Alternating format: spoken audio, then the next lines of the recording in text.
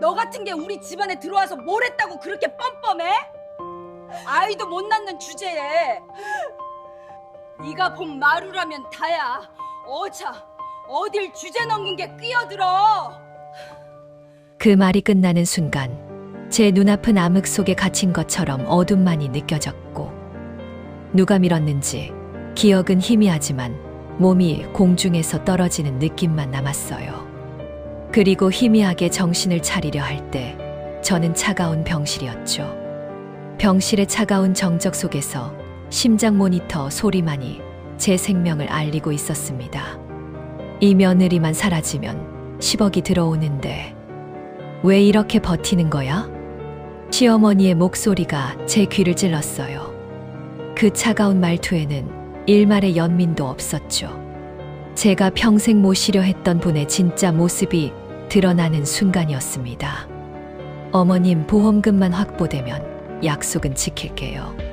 서류는 제가 완벽하게 준비했으니 걱정 마세요. 낯선 여자의 목소리, 남편의 내연녀였습니다. 보험 설계사라고 했던가요? 제 생명을 돈으로 환산하는 그들의 대화가 가슴을 후벼 팠어요. 근데 얘가 혹시 듣고 있는 거 아니야? 에이, 의사가 뇌사 상태라고 했잖아요. 절대 못 들어요. 시어머니의 비웃음이 병실을 채웠죠. 그리고 한쪽 구석에서 제 남편은 아무 말도 하지 않았습니다. 그저 침묵으로 동의할 뿐이었어요.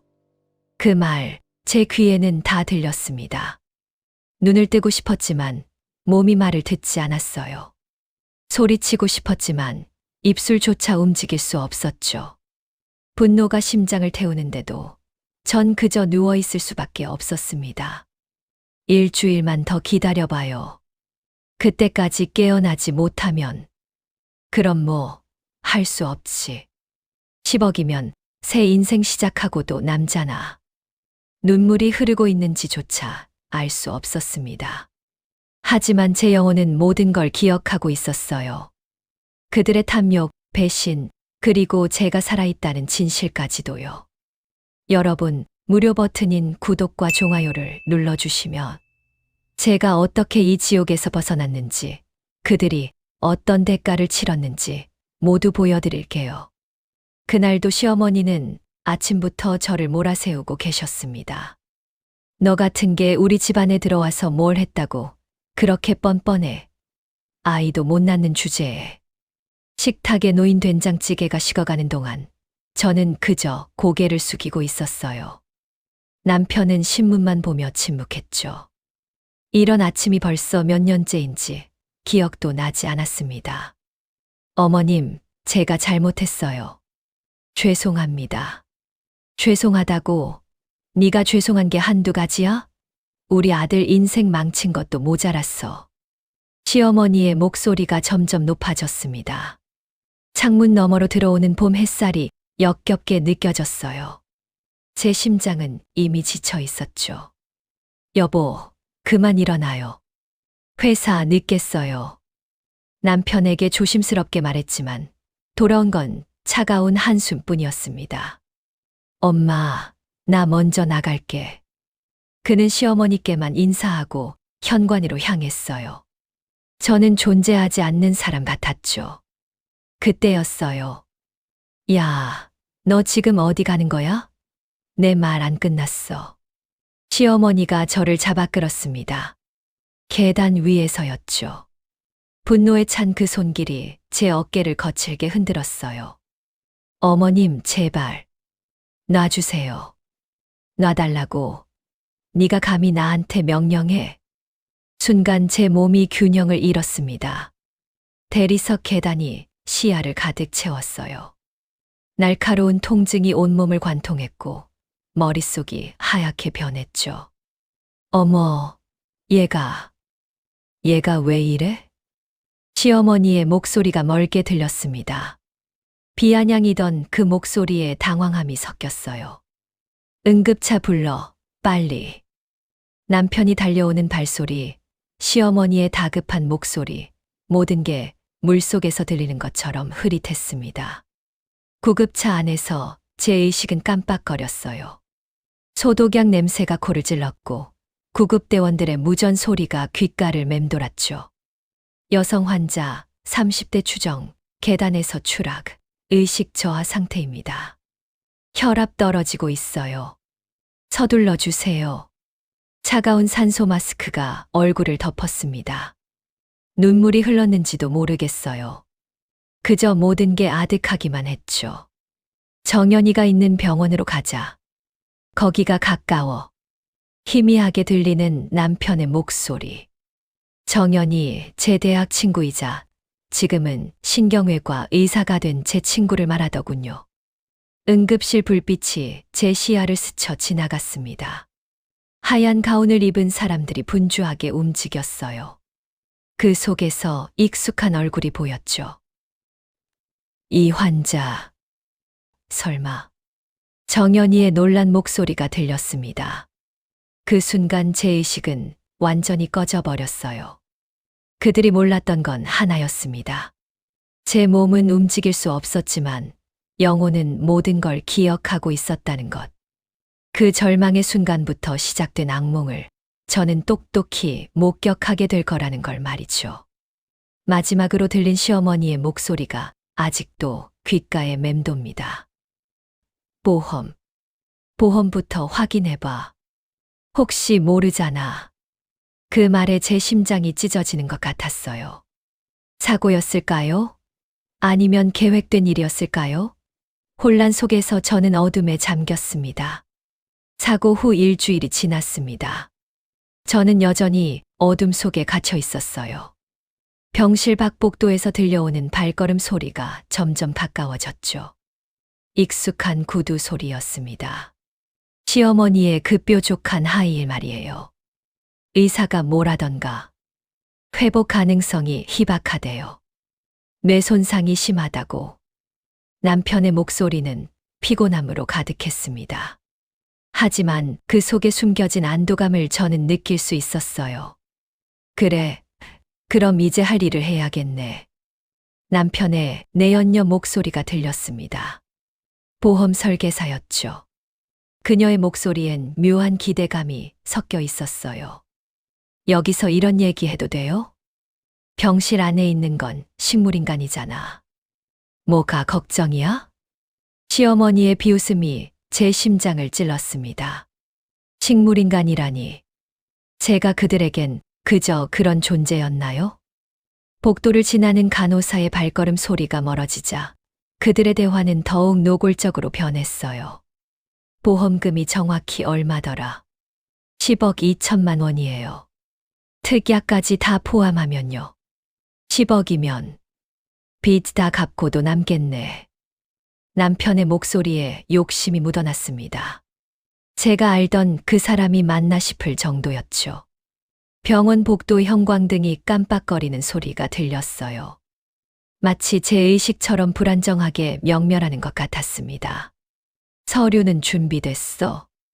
네, 다 준비했어요. 의사 소견서만 받으면 돼요. 그럼 빨리 진행하자고. 병원비도 아까워 죽겠어. 시어머니의 말에 분노가 치밀어 올랐습니다. 제 생명보다 병원비가 더 아까우셨던 거군요. 그때였어요. 근데 어머님, 한 가지 조건이 있어요. 내연녀의 목소리가 갑자기 차가워졌습니다. 조건, 무슨 조건?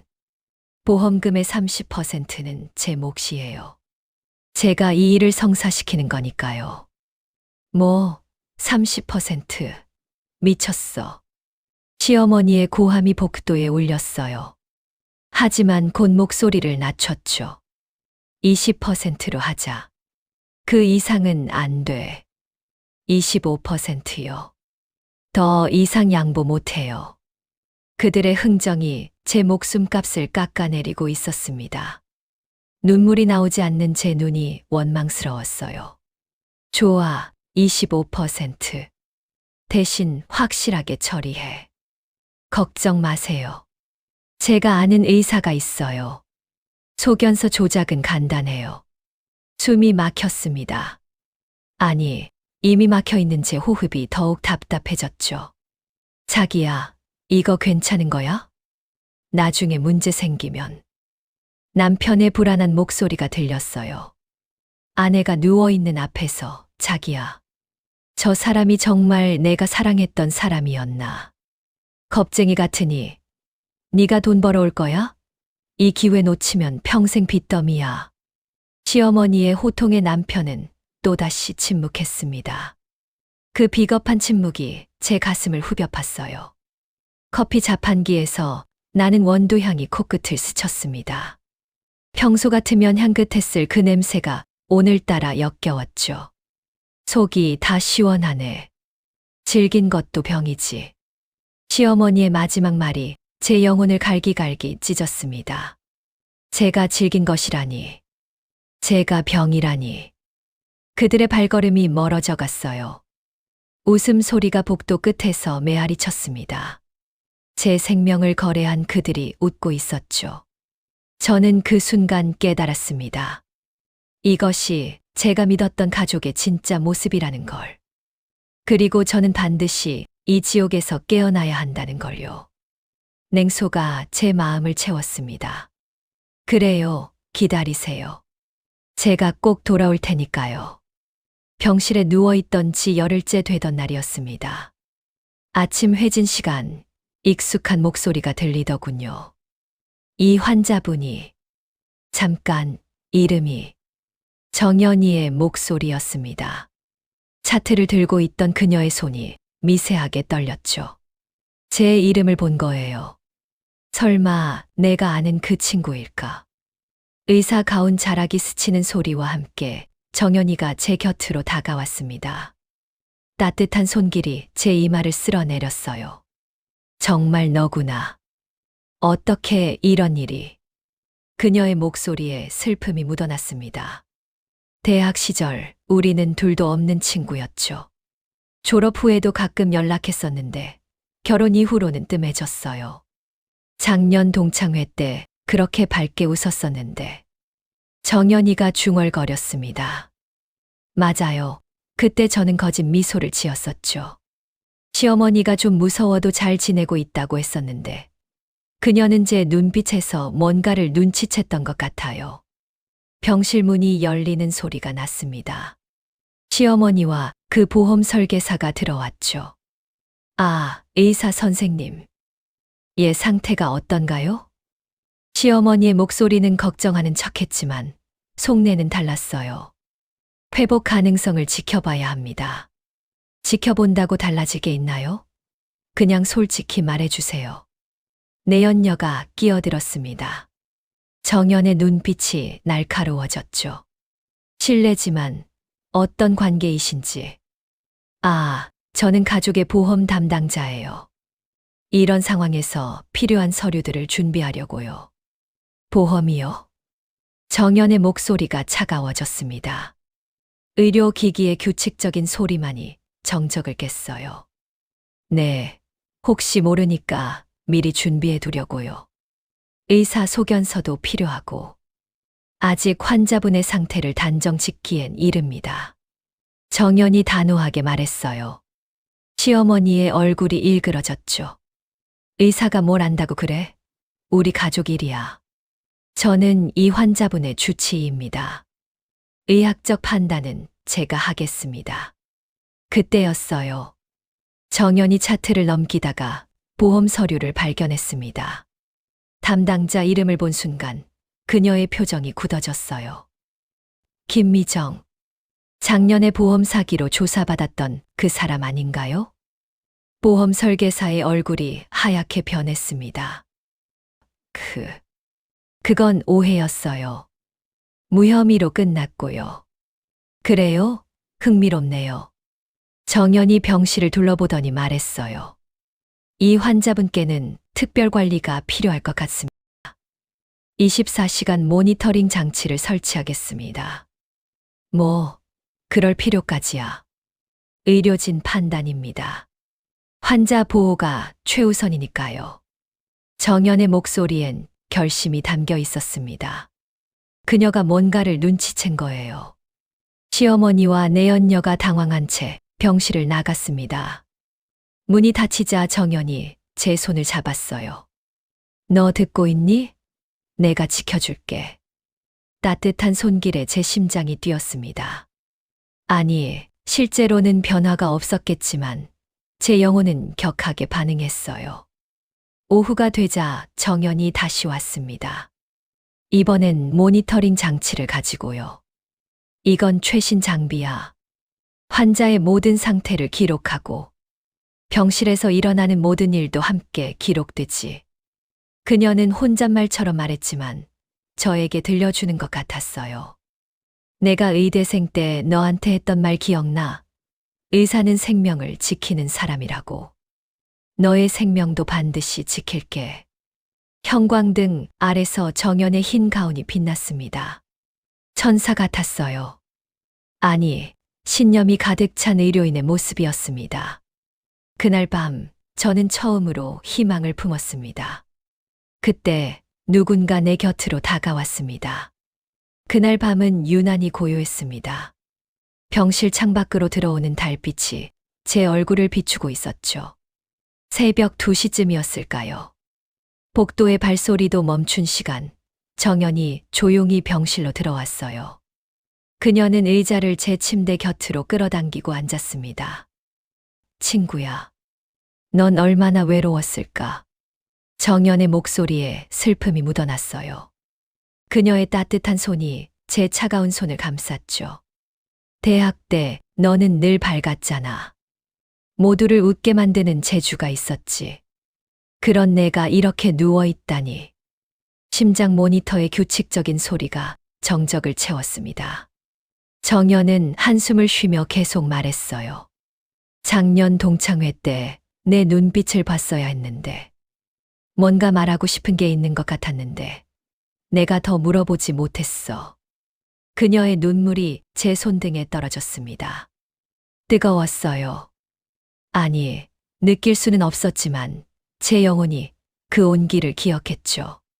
시어머니가 무섭다고 했었지. 농담인 줄 알았는데. 설마 이 정도일 줄은 몰랐어. 정연이 제 손을 더 꽉 잡았습니다. 그 순간 제 손가락 끝이 미세하게 움직였어요. 방금. 정연이 숨을 멈췄습니다. 그녀는 제 손을 더 조심스럽게 잡으며 속삭였죠. 내 말이 들리니? 들리면 한 번만 아주 작게라도 움직여봐. 저는 온 힘을 다해 집중했습니다. 어둠 속에서 한 줄기 빛을 찾듯이 제 의식을 손끝으로 모았어요. 또다시 제 손가락이 움직였습니다.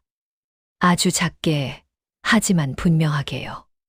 세상에, 정말 듣고 있구나. 정연의 목소리가 떨렸어요. 기쁨과 놀라움이 뒤섞인 그 떨림이 제게도 전해졌죠. 그때였어요. 정연이 말했습니다. 좋아, 절대 아무한테도 말하지 말자. 내가 의식이 있다는 걸 알면 그들이 뭘 할지 몰라. 정연은 재빨리 주변을 살피고 목소리를 낮췄습니다. 내가 널 지킬게. 우선 그들이 자멸하도록 두자. 모니터링 장치가 모든 걸 기록하고 있으니까. 제 눈꺼풀이 파르르 떨렸어요. 눈을 뜨고 싶었지만 아직은 때가 아니었죠. 천천히 해. 서두르지 마. 내 몸이 회복될 시간이 필요해. 정연이 제 이마를 쓸어주었습니다. 엄마의 손길처럼 포근했어요. 매일 밤 이 시간에 올게. 우리만의 비밀 시간으로 하자.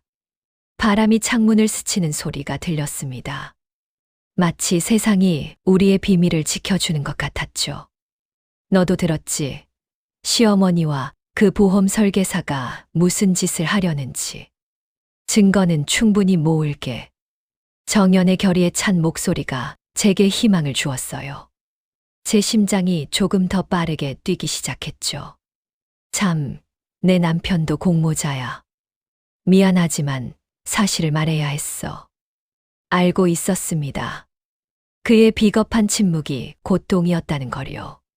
하지만 정연의 입으로 확인하니 가슴이 찢어지는 것 같았어요. 울지 마. 아, 넌 눈물도 흘릴 수 없구나. 정연이 제 뺨을 어루만졌습니다. 그 손길에서 저는 다시 살아갈 힘을 얻었어요. 그날 밤 어둠 속에서 나는 다시 태어났습니다. 의식은 흐릿했지만 의지는 선명했죠. 저는 반드시 깨어날 거예요. 그리고 진실을 밝힐 겁니다. 새벽녘 정연이 일어서며 마지막으로 속삭였습니다. 힘내. 넌 혼자가 아니야. 그 말이 제 영혼 깊은 곳에 새겨졌습니다. 네, 저는 이제 혼자가 아니에요. 사고 후 2주째 되는 날 아침이었습니다. 병실로 들어오는 발소리가 유난히 가벼웠어요. 오늘로 모든 게 끝나네. 시어머니의 목소리에 승리감이 묻어났습니다. 남편과 내연녀도 함께였죠. 서류 다 준비됐어요. 의사소견서도 받았고 이제 제출만 하면 돼요. 남편의 내연녀가 서류 뭉치를 흔들며 말했습니다. 그녀의 얼굴엔 탐욕스러운 미소가 번졌어요. 10억이면 새 집도 사고 사업도 시작할 수 있겠네. 시어머니가 비웃듯 제 얼굴을 내려다봤습니다. 이 아이가 뭘 했다고 10억이나 값어치가 있나 싶지만 뭐 보험이 그런 거니까. 제 심장이 분노로 뛰었지만 저는 여전히 움직일 수 없었어요. 엄마, 그래도 좀. 뭐, 지금 와서 양심 있는 척이야? 너도 똑같이 원했잖아. 시어머니의 고함에 남편이 입을 다물었습니다. 병실의 차가운 공기가 더욱 싸늘하게 느껴졌죠. 그나저나 정연이라는 의사, 왜 자꾸 간섭하려 드는지 모르겠네. 걱정 마세요. 제가 다른 의사한테 부탁해서 소견서 받았어요. 회복 불가능 판정이에요. 남편의 내연녀의 말에 그들이 모두 웃었습니다. 그 웃음소리가 제 가슴을 칼로 베는 것 같았어요. 그때였어요. 병실 문이 활짝 열렸습니다. 정연이 들어왔고 뒤따라 낯선 사람들이 줄지어 들어왔죠. 뭐야? 누구세요? 시어머니의 목소리가 떨렸습니다. 비아냥은 온데간데 없이 사라졌어요. 보험범죄 조사팀입니다. 그리고 저는 기자예요. 한 남자가 신분증을 보이며 말했습니다. 카메라를 든 사람도 있었죠. 무슨 소리야? 우리가 뭘 잘못했다고. 그걸 지금 보여드리죠. 정연이 리모컨을 들었습니다. 병실 모니터가 켜지더니 영상이 재생되기 시작했어요. 이 며느리만 사라지면 10억이 들어오는데 왜 이렇게 버티는 거야? 보험금의 25%는 제 몫이에요. 좋아, 25%. 대신 확실하게 처리해. 그들의 모든 대화가 선명하게 녹화되어 있었습니다. 시어머니의 얼굴이 하얗게 질렸어요. 이게 무슨 일이야? 혼란에 빠진 시어머니가 비틀거렸습니다. 그 오만했던 모습은 흔적도 없었죠. 어머님, 남편분, 그리고 김미정 씨. 보험 사기 공모 혐의로 조사를 받으셔야 합니다. 조사관의 차분한 목소리가 병실을 채웠어요. 기자의 카메라가 그들의 얼굴을 비췄죠. 잘못했습니다. 제가 잘못했습니다. 남편이 무릎을 꿇었습니다. 굴욕에 찬 그의 모습이 참 초라했어요. 제가 사랑했던 사람이 맞나 싶을 정도였죠. 그만. 제발 그만해주세요. 카메라 좀. 남편의 내연녀가 얼굴을 가리며 울부짖었습니다. 공포에 질린 그녀의 목소리가 병실에 메아리 쳤어요.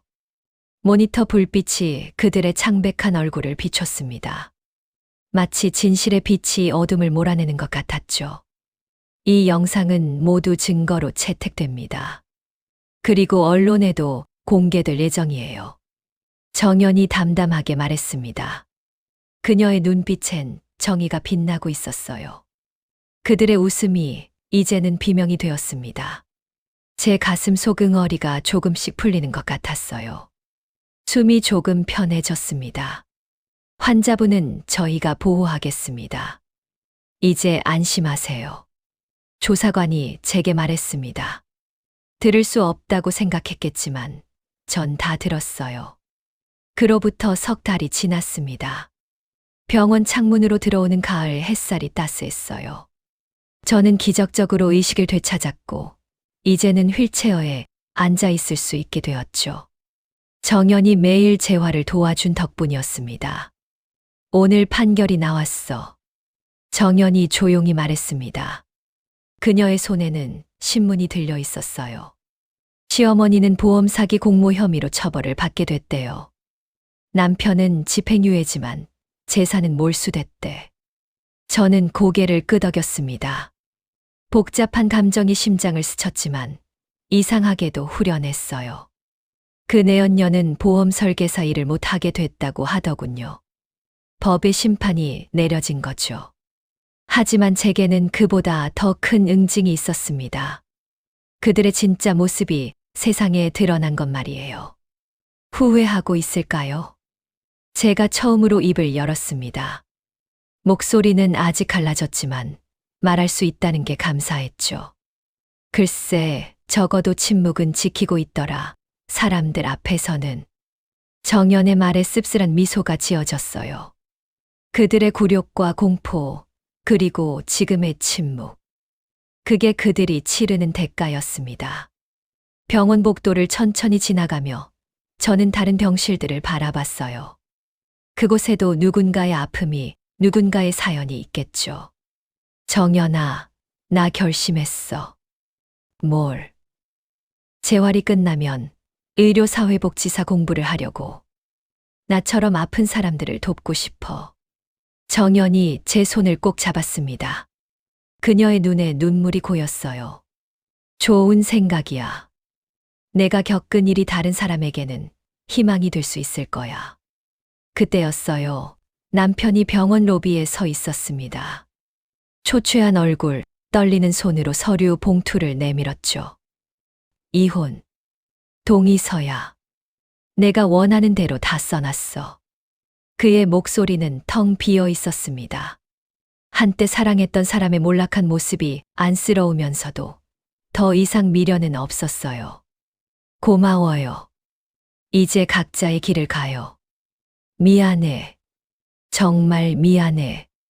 남편은 고개를 숙인 채 사라졌습니다. 그의 뒷모습에서 공포와 후회가 느껴졌죠. 정연이와 저는 병원 정원으로 나왔어요. 가을바람이 낙엽을 흩날리고 있었습니다. 있잖아, 정연아. 돈은 사람을 살릴 수도 있지만 양심을 죽이면 함께 무너지는 것 같아. 맞아. 그들이 바로 그 증거지. 저는 깊게 숨을 들이마셨습니다. 상쾌한 공기가 폐를 채웠어요. 살아있다는 게 이렇게 소중한 줄 이제야 알았죠. 이제 나처럼 아픈 사람을 돕는 삶을 살 겁니다. 제 결심은 단단했어요. 이 고통이 씨앗이 되어 누군가에게는 희망의 나무가 될 거라 믿습니다. 휠체어를 밀며 병원으로 돌아가는 길, 정연이 말했어요. 너의 이야기를 들려줘. 더 많은 사람들이 알아야 해. 네, 그래서 이 이야기를 들려드린 겁니다. 제가 겪은 일이 누군가에게는 경고가, 누군가에게는 용기가 되길 바라면서요. 여러분, 무료 버튼인 구독과 좋아요를 눌러주시면 다음 응징을 함께 보실 수 있습니다. 정의는 늦을 수 있어도 반드시 온다는 걸 함께 지켜봐 주세요. 햇살이 제 얼굴을 비췄습니다. 따뜻했어요. 새로운 시작을 축복하는 것 같았죠. 본 영상은 세윤극장의 창작 드라마입니다. 모든 인물, 단체, 기관명은 허구로 구성되었으며 실제 사건과 무관합니다. 영상에 등장하는 의료, 법률, 경제 요소는 서사 전개의 일부로 실제 조언이나 정보 제공을 목적으로 하지 않습니다. 시청해주신 모든 분께 감사드립니다.